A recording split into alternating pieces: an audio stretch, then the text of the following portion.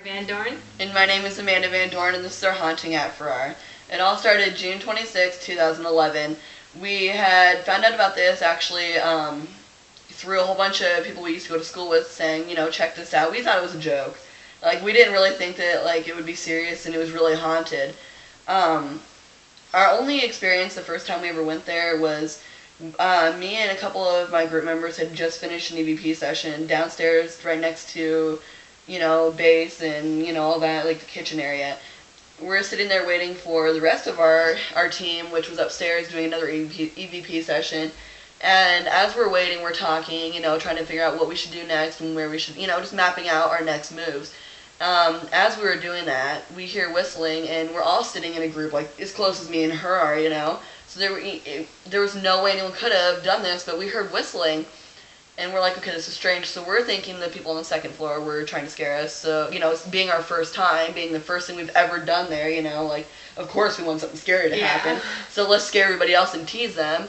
They come running downstairs, and one of our group members just totally was, ecstatic about it, going, did you hear the noises? And we're like, what noises? Because we were downstairs thinking, 2 floors, cement walls, you wouldn't hear. Yeah. You wouldn't hear whistling like that. They heard the same whistling we did.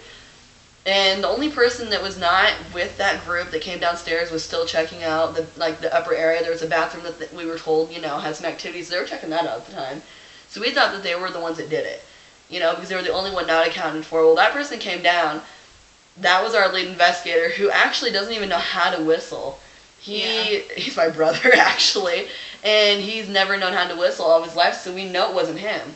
And I think that was cool just because that was our first ever experience, and that in itself, I was shaking. I was shaking. I didn't know what to think. Yeah, and I sadly did not hear it and don't know what happened that night. I just did not hear anything, and it was kind of disappointing. It was taken out of that equation.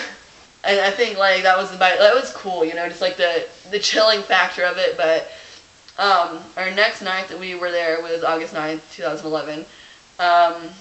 We were there going to the cemetery. We tried a new approach where we'd leave the camera on one end of the hallway on the 3rd floor by the principal's office, and then we'd do another one on the other stair where we do the recorder on one side.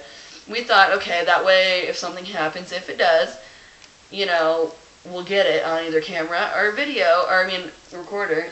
And if someone comes up, we'll catch them, so we know that we can debunk it easily. Yeah, and so we go to the cemetery for 30 minutes. We kept a log on a piece of paper, actually, that night. Yeah. So we knew what we were doing, when we were doing it, so that way when we reviewed all of our evidence, we knew if it was us or if it was definitely not us. Yeah. Something paranormal. And we get back, like we said, 30-minute mark, but 27 minutes or was it 20?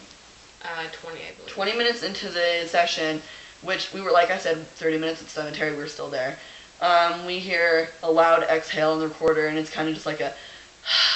So we're like, okay, because we knew we were at the cemetery. We had this logged. We could hear ourselves come back in once we got back. And the creepy thing is you hear it perfect on the recorder, it was right next to it, and then you hear it on the video or the camera, and it sounds like it's not right next to it, but in the middle of the hallway, walking towards where the video recorder or the voice recorder was.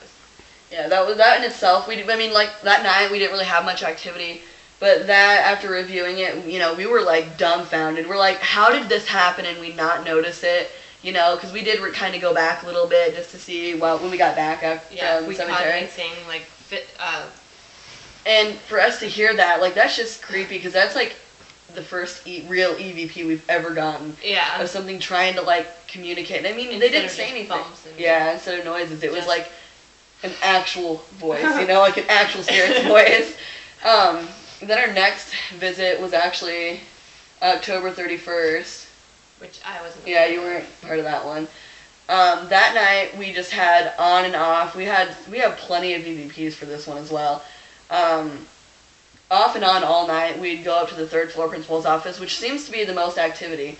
And we'd over and over ask questions, get responses with bangs down at the very end of the hallway. Every time, the same noise from the same place.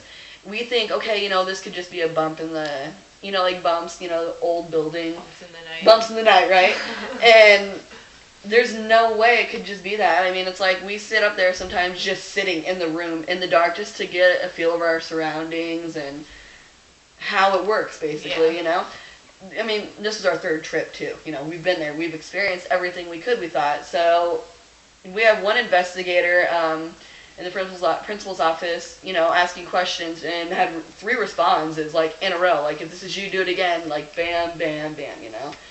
And then there was another in particular time that I thought was, you know, not even being the one experiencing it, I thought was chilling, is they had asked, you know, like one of the female investigators that was up there made a comment on how they only seem to like females, and and then the other investigator decided to say, well, if you're a boy, please make a noise.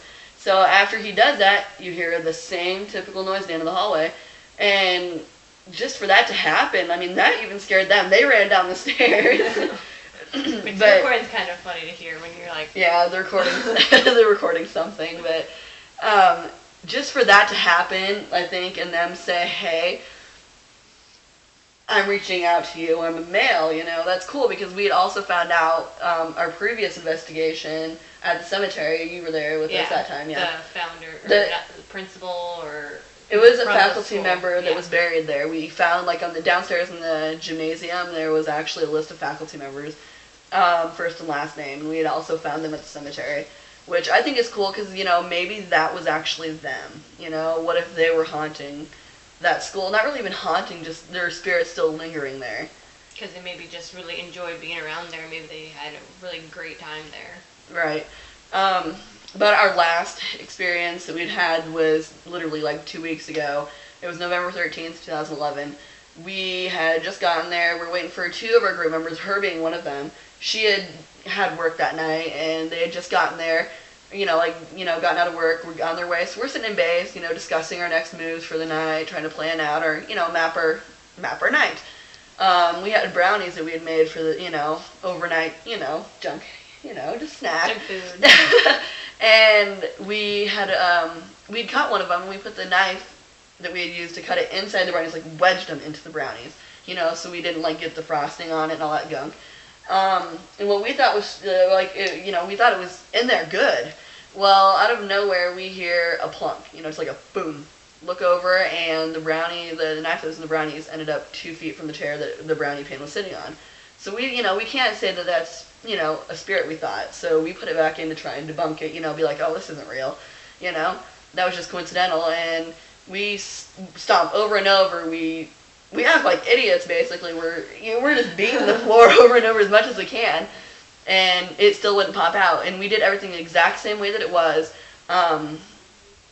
I thought that was creepy enough, because it flew. I mean, there's just no way it could have just fell that far away from it. I mean, that's just virtually impossible. Yeah. Which we also have sent pictures of that. And then on top of that, I think it's scary, just the fact that, that was our safe haven pretty much. Like, we'd just go there, and that'd be like the only spot that we felt was okay, And not haunted, just like they would not come there for any reason. That was our, we never had equipment there. We just never thought that would happen.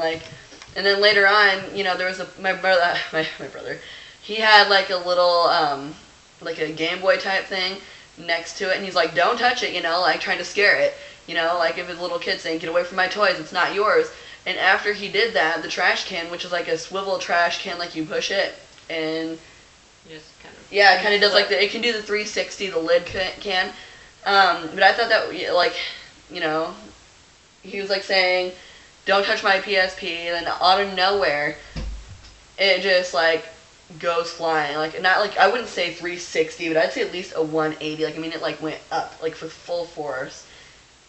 And the only person that was near us that is even near the trash can was 3 feet away from us. I mean, there was no way it could have done it. We even tried to debunk that a little bit. We'd try and get it stuck, wedge it, so it would fall back on its own. And even when it fell back on its own, it was a slight little move, There's Not no big way enough, it couldn't have been a full force thing. There was nothing in the trash can. We had just gotten there. We had thrown nothing away that night. It was empty. We don't know how that could happen. It was we almost felt like we were communicating with it, provoking it to do it by saying, don't touch our stuff, trying to scare it. But that was our last experience. I mean, it was... I was freaked It out. was cool. that made me actually go, okay, now I will definitely come back more than whatever many times until I get a picture of something.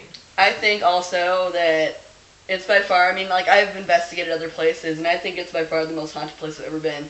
Like, all the activity, the reaching out, I think it's really intelligent haunting, too. Yeah. Like, like, I feel like they have a message for us, because, I mean, they always go out of their way to contact with us. We don't, I mean, they just voluntarily do it sometimes. It's like... Yeah. And it's so creepy, because when we first got there, it was so, we were all afraid, well, at least I was afraid, I know you were afraid, of the third floor, just the way it felt, and then... You can't even go up on the third floor. The third not floor... Not even by yourself. You're just like, no. I didn't even want to go in too. I need like a whole group with us, because it just creeped me out. But overall, I think that Farrar Elementary is definitely haunted. Yeah. And I recommend everybody that sees this goes there. It's awesome.